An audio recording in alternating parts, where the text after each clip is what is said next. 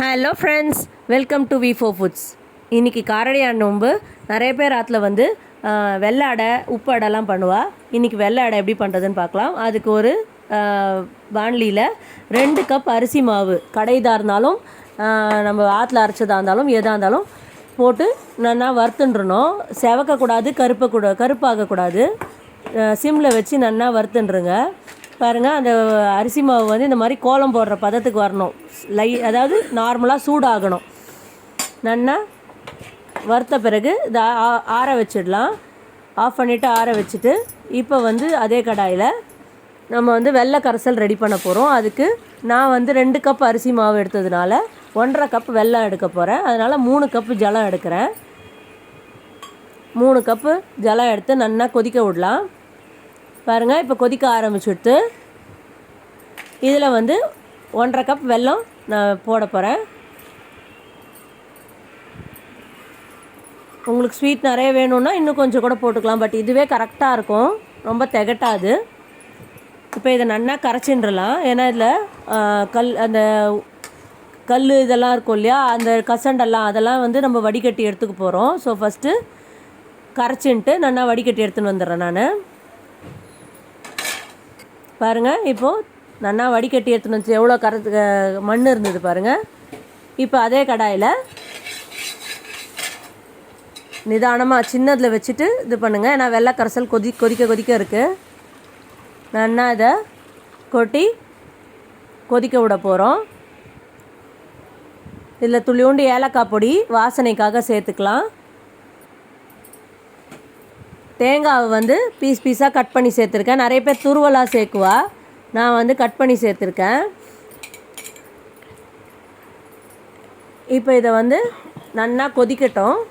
கொதித்த உடனே இப்போ இந்த நம்ம ஆற வச்ச அரிசி மாவை இதில் போட்டுடலாம். இந்த டைமில் வந்து உப்பு போட்டிருக்கணும், நான் வந்து உப்பு போட மறந்துட்டேன். ஸோ அரிசி மாவு கொட்டிட்டதுனால நான் அப்புறமா போடுறேன்.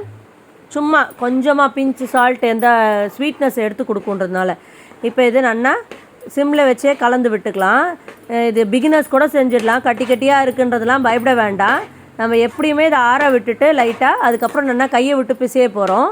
ஸோ அதனால் முடிஞ்ச வரைக்கும் இதை போட்டு நல்லா கலரி விட்டுக்கோங்க.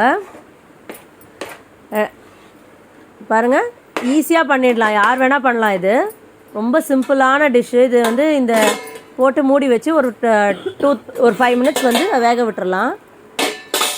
பாருங்கள், ஒரு 5 மினிட்ஸ் கழித்து நான் எடுத்து அந்த சால்ட் ஆட் பண்ண மறந்துட்டால அது லைட்டாக இப்போ போட்டுக்கிறேன். எப்படியும் கையை போட்டு பிசையும் போது அது எல்லாமே ஈக்குவலாக பரவிடும். இப்போ நல்லா கலந்து விட்டுக்கலாம். கலந்து விட்டுட்டு நம்ம அதை ஒரு 2 மினிட்ஸ் மூடி போட்டு வச்சிடலாம். பாருங்கள், நல்லா ஆயிடுத்து. இதில் நிறைய பேர் வந்து அந்த தட்டைப்பயிறு ஏதோ வேக வச்சு போடும், அதெல்லாம் எங்கள் அம்மாத்து வழக்கம், அது கிடையாது. இப்போ இது நல்லா ஒரு 5 மினிட்ஸ் ஆற வச்சுட்டா லைட்டாக சூடு ஆறினவுடனே கொஞ்சோண்டு நெய் மேலே போட்டுட்டு கையை போட்டு பிசைஞ்சு எடுத்துடலாம். இன்னொன்று என்னென்னா, எங்கள் மாமியார் ஆற்றுல இந்த வழக்கம் கிடையாது. நோம்புக்கு வந்து இந்த அடை தட்டுறது வழக்கம் கிடையாது.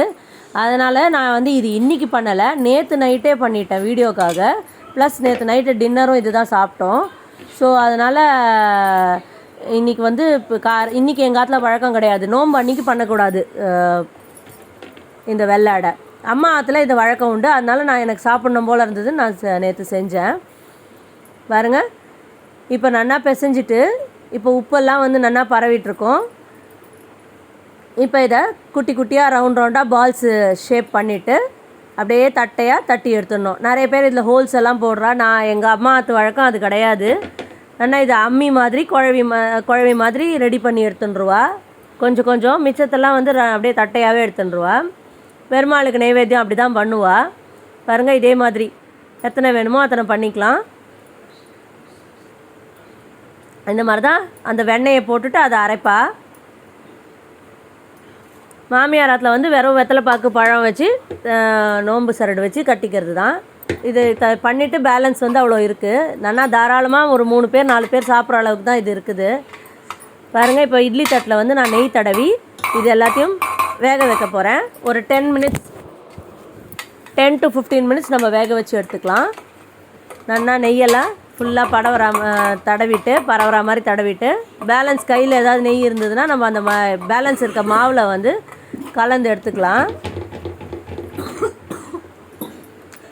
இப்போ இது எல்லாத்தையுமே அடிக்கின்றலாம். பாருங்கள், நல்லா எல்லாத்தையும் அடிக்கின்ட்டு நம்ம ஆவியில் வேக வச்சு எடுத்துடலாம். ரொம்ப டேஸ்ட்டாக இருக்குங்க. இது ஹெல்த்தியும் கூட, அயன் சத்து நிறைய இருக்குது இதில். ரொம்ப தேவையில்லாத பொருள்லாம் எதுவுமே கிடையாது. பாருங்கள், இட்லி பாத்திரத்தில் ஜலம் நல்லா கொச்சின்னு இருக்குது. இப்போ இதை வந்து நான் ஆவி கட்டி வச்சிடுறேன். நம்ம நார்மல் இட்லி வேக வைக்கிற மாதிரி தான். உங்களுக்கு ஸ்டீமர் இருந்தால் அதுலேயும் போட்டு இது பண்ணலாம். ஸ்டீமர் லைனாக அடுக்கி விட்டுறலாம். பாருங்கள், 15 மினிட்ஸ் ஆகிடுது, நல்லா வெந்துடுத்து. இப்போ வந்து இதை எடுத்து ஒரு 5 நிமிஷம் ஆற வச்சுட்டு அதுக்கப்புறமா ஒரு 2-3 மினிட்ஸ் ஆற விட்டுட்டு அதுக்கப்புறமா நம்ம வந்து சர்வ் பண்ணிக்கலாம். நல்லா இது சுட சுட சர்வ் பண்ணும்போது அந்த சூடான தட்டை மேலே அந்த அம்மி குழவி இருக்கு இல்லையா, அது நீங்கள் இந்த மாதிரி நோம்பு கிம்பு இருந்ததுன்னா அந்த மாதிரி டைமில் இது மாதிரி பண்ணிக்கலாம். இல்லைனா ப்ளெயினாக ரவுண்டாக பண்ணிக்கலாம். இப்போ இந்த சர்வ் பண்ணும்போது பெருமாள்கிட்ட வச்சு இது பண்ணும்போது நல்லா சுட சுட இருக்கும்போது அது மேலே வெண்ணெய் விட்டு அன்சால்டட் பட்டர் விட்டவுடனே பாருங்கள் அப்படியே வழுக்கின்னு ஓடும். அவ்வளோ அளவுக்கு மீடியம் சூடாக இருக்குது. ரொம்பவே டேஸ்ட்டாக இருக்குங்க. இது ஹெல்த்தியும் கூட. வழக்கம் இல்லாதவா வந்து நோன்புக்கு பண்ணாத நார்மல் டைமில் பண்ணி சாப்பிடலாம். இந்த வீடியோ உங்களுக்கு பிடிச்சிருக்கும்னு நினைக்கிறேன். தேங்க்ஸ் ஃபார் வாட்சிங் this video and keep supporting V4 Foods.